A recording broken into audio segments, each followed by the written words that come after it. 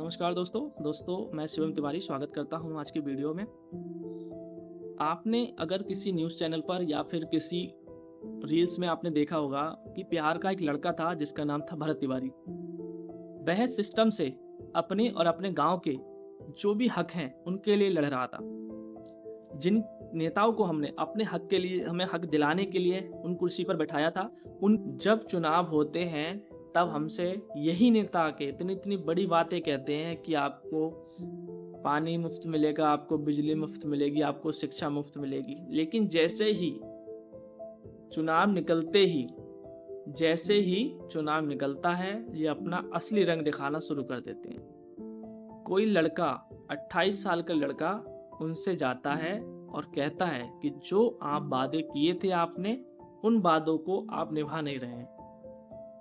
उसका ना ही कोई प्रशासन सुनता है और ना ही कोई नेता सुनता है। अब इस कंडीशन में आप क्या करेंगे? आप खुद पर ये स्टोरी अप्लाई करके देखना कि जब कभी आपको किसी पुलिस की ज़रूरत पड़ती है या फिर कहीं कचहरी में ज़रूरत पड़ती है, ज़मीनी विवाद हो जाता है, किसी भी तरह का कोई विवाद हो जाता है, क्या आपका पुलिस कुछ भी सुनने को तैयार होती है? या प्रशासन आपका कुछ भी सुनने को तैयार होता है? आप अगर पैसे देंगे तब वो सुनेंगे आपकी, और नहीं देंगे तो नहीं सुनेंगे। आप शांत होकर बैठ जाओ। गरीब आदमी की आज के समय में समस्या क्या है? वो यही समस्या है कि उसके पास पैसा होता नहीं और प्रशासन उसकी सुनता नहीं। वैसा ही इसके साथ हुआ।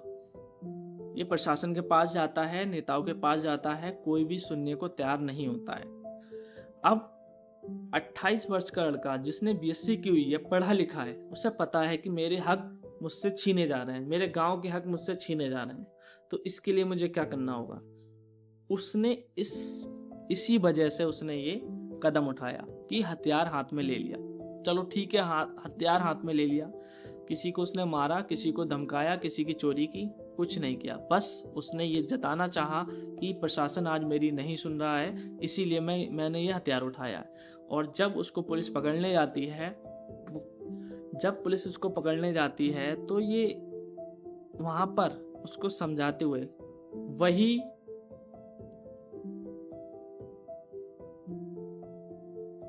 वही भरत तिवारी उन पुलिस वालों को समझाता है कि मैं सरेंडर कर रहा हूं और ये मेरा रिवॉल्वर है। जब उसने सरेंडर कर दिया तो उसका एनकाउंटर किस वजह से हुआ? यही इतने सवाल बन गए हैं। पुलिस घेरे में है, प्रशासन घेरे में है, लेकिन घेरे से क्या होता है? आज उसके साथ है, कल आपके साथ हो सकता है। जबकि उसी सरकार में ऐसे कई मंत्री, ऐसे कई नेता, ऐसे कई एमएलए बैठे होंगे जिन पर कई सारे मुकदमे चल रहे होंगे।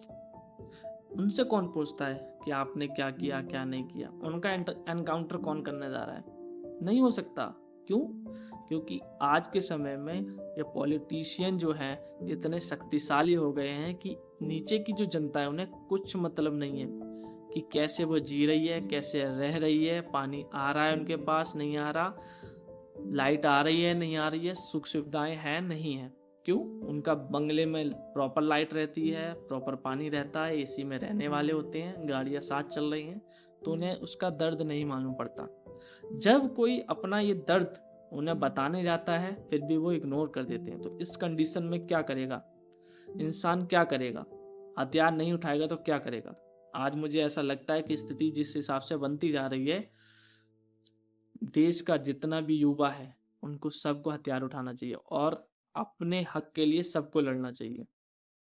अब यहाँ पर हथियार उठाने के लिए जो मैं कह रहा हूँ, ऐसा नहीं है कि सारे लोग हथियार ही उठाएंगे, अपनी बात भी रखेंगे, लेकिन ये ऐसे मानने वाले नहीं हैं।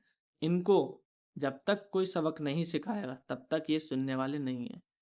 इसलिए जिम्मेदार नागरिक होने के नाते हमारा ये कर्तव्य बनता है कि हम सिस्टम में सही नेता को चुने, जिससे हमारा सिस्टम सही हो सके और जो भ्रष्टाचार चल रहा है वो खत्म हो सके। नमस्कार।